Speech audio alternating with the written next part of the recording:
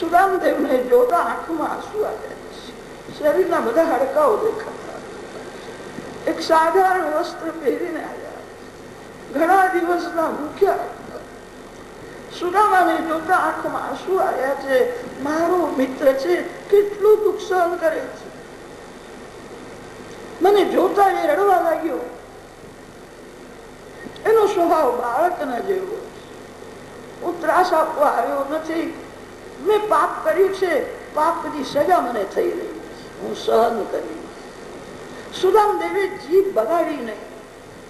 શ્રી કૃષ્ણ વારંવાર પૂછે છે, સુદામદેવ માગતા નથી. સુદામદેવ લેવા માટે આવ્યા નહોતા, આપવા માટે આવ્યા.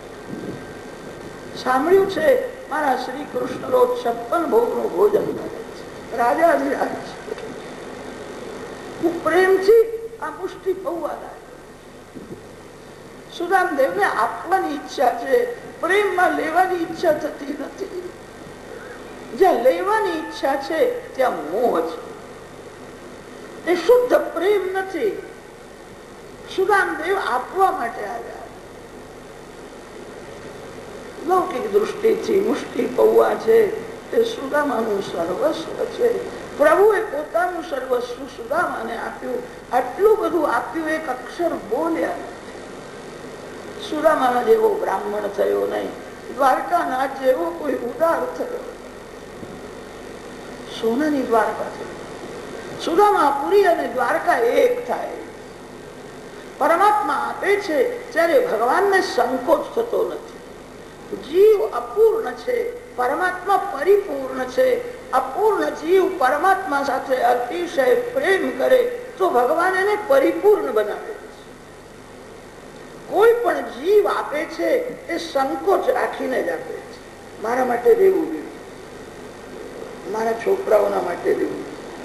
ભગવાન આપે છે ત્યારે ભગવાનને સંકોચ થતો નથી.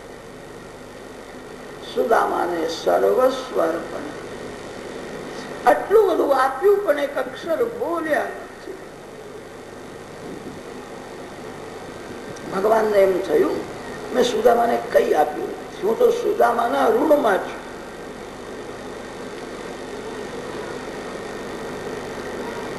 ભગવાનને ઋણમાં રહેવાની આદત છે.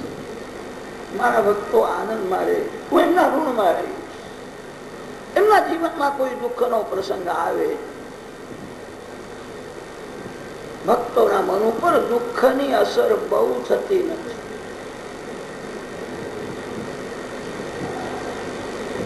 ભગવાનની ભક્તિ ભગવાનના માટે કરો. ભગવાન તમારી સાથે રહેશે. ભગવાન જેની સાથે રહે છે એના મન ઉપર સુખ દુઃખની બહુ અસર થતી નથી. ગોપી પ્રેમ અતિ શુદ્ધ છે. ગોપી પ્રેમમાં કામનો ગંધ નથી. ગોપીને કોઈ સુખ ભોગવવાની ઈચ્છા નથી. ગોકુળ છોડીને મથુરામાં ગયા છે ત્યારે ગોપીઓને બહુ દુઃખ થયું. ગોપી પ્રેમથી શ્રી કૃષ્ણનું સ્મરણ કરે છે. સ્મરણમાં તન્મયતા થઈ આંખમાંથી આંસુ નીકળે છે. એવું લાગે છે ભગવાન મારી સાથે. ઉદ્ધવજી મહારાજ ગોપીઓને સમજાવવા માટે ગયા. ઉદ્ધવજી ગોકુળમાં ગુરુ થવા માટે ગયા. ગામડામાં રહેનાર ગોપી કઈ ભણેલી નથી, અભણ છે, એમને હું તત્વજ્ઞાનનો ઉપદેશ કરી. ઉદ્ધવજી ગુરુ થવા માટે ગયા હતા. ગોપીઓને સમજાવે છે આંખ બંધ કરો. બે આંખના મધ્યમાં લલાટમાં જ્યોત છે, એ તમારું સ્વરૂપ છે. તમે બ્રહ્મરૂપ છો. આંખ બંધ કરીને બ્રહ્મના દર્શન કરવાના હોય. એક ગોપીએ કહ્યું કે ઉદ્ધવજી આપ કહો છો કે આંખ બંધ કરીને ભગવાનના દર્શન કરો, હું શું કરું? મારી આંખ જ્યાં જાય છે ત્યાં બ્રહ્મ જ દેખાય. તમે કહો છો આંખ બંધ કરીને ભગવાનના દર્શન કરો. કેટલાક લોકો આંખ બંધ કરીને બેસે છે ત્યારે પ્રકાશમય પરમાત્મા દેખાય છે. જ્યાં આંખ ઉઘાડે કે એમને પછી જગત દેખાય છે. આંખ ઉઘાડ્યા પછી જગત દેખાય, આંખ બંધ કર્યા પછી પરમાત્મા દેખાય. એનું જ્ઞાન કાચું છે. જ્ઞાન ભક્તિથી જ પરિપૂર્ણ થાય છે. ગોપી પ્રેમની મૂર્તિ છે. ગોપીની નજર જ્યાં જાય ત્યાં પરમાત્મા દેખાય. ઉદ્ધવજી મહારાજ ગોપીઓને સમજાવે છે, મથુરાથી આવ્યો છું, સંદેશ લઈને આવ્યો છું. બ્રહ્મ નિર્ગુણ નિરાકાર હોય છે. સગુણના આધારે નિર્ગુણ નિરાકારનો અનુભવ કરવાનો. એક ગોપીએ કહ્યું, ઉદ્ધવજી સગુણ શું નિર્ગુણ શું કઈ જાણતી નથી, હું કઈ ભણેલી નથી. હું તો એટલું જ જાણું છું, પ્રેમથી કૃષ્ણ બોલો. તો આંખના આગળ આવીને ઉભા રહે. એ નિરાકાર હોય કે સાકાર હોય, એ મથુરા નાથ હોય કે દ્વારકાધીશ હોય, હું કશું જાણતી નથી. પ્રેમથી ભગવાનના નામનો જપ કરે ત્યારે બ્રહ્મ આંખના આગળ આવીને ઉભું રહે છે. બ્રહ્મમય દૃષ્ટિ થઈ છે. ઉદ્ધવજી વિચાર કરે છે, વ્યાખ્યાનમાં મેં અનેક વાર કહ્યું કે બ્રહ્મ વ્યાપક છે. વ્યાપક બ્રહ્મ મેં જોયું નથી, આ ગોપીઓએ જોયું. ગોપીને એવો અનુભવ થાય છે, ભગવાન મારી સાથે જ છે. ઉદ્ધવજીએ કહ્યું, મથુરાથી હું સંદેશો લઈને આવ્યો છું. શ્રી કૃષ્ણ મથુરામાં વિરાજેલા છે. ગોપીએ કહ્યું છે, ઉદ્ધવજી મારા કૃષ્ણ મારી સાથે જ છે. મથુરાના કૃષ્ણ કોઈ જુદા હશે? જ્યાં ભક્ત છે ત્યાં જ ભગવાન છે.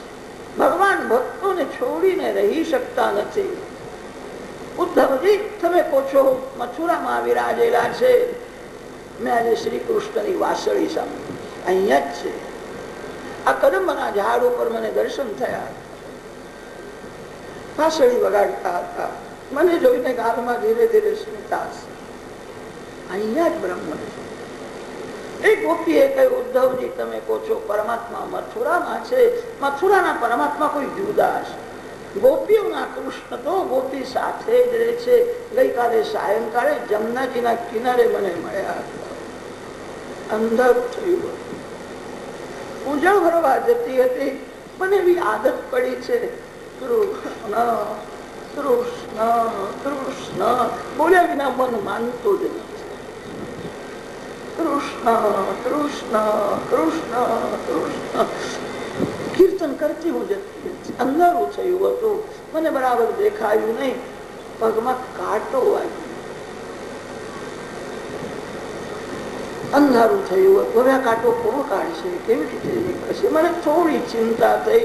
એટલામાં મારા શ્રી કૃષ્ણ દોડતા આવ્યા. મારા પગનો કાંટો પ્રભુએ એમને પૂછ્યું હતું, તમે તો મથુરા ગયા હતા, મથુરાથી ક્યારે આવ્યા? ત્યારે મને કહ્યું, વળી બાવળી ગોપી, હું મથુરા ગયો જ નથી. હું તો તારી સાથે જ રહું છું. તારા વિના મને ગમતું નથી. હું તારા વિના રહી શકતો નથી. ભગવાન ભક્તોને છોડીને રહી શકતા નથી. ભક્ત ભગવાનથી અલગ રહી શકતા નથી. ભક્ત ભગવાન અંદરથી એક. મારી સાથે વાતો કરી, મને કહ્યું છે હું તારી સાથે જ છું. તમે કહો છો એ મથુરામાં છે, મને એ ગમતું નથી. ગોપી પ્રેમ અતિ શુદ્ધ છે. જ્યાં પ્રેમ છે ત્યાં પરમાત્મા છે. ગોપી પ્રેમમાં કામનો ગંધ નથી. ગોપીને કોઈ સુખ ભોગવવાની ઈચ્છા નથી. ગોપીઓનો સત્સંગ થયો ત્યારે ઉદ્ધવજીનો અભિમાન દૂર થયો છે. ઉદ્ધવજી ગોપીઓને વંદન કરે છે. બ્રજવાસી લોકો એવું બોલે છે, ઊંધો સીધો ગયો. ગોપીઓનો સત્સંગ થયો નહોતો ત્યારે ઉદ્ધવજી અક્કડમાં ચાલતા ઠસકમાં બોલતા હતા, હું ગૌડાયો છું, બધું જાણું છું. ગોપીઓના સત્સંગમાં આવ્યા પછી એમનો અભિમાન દૂર થયો.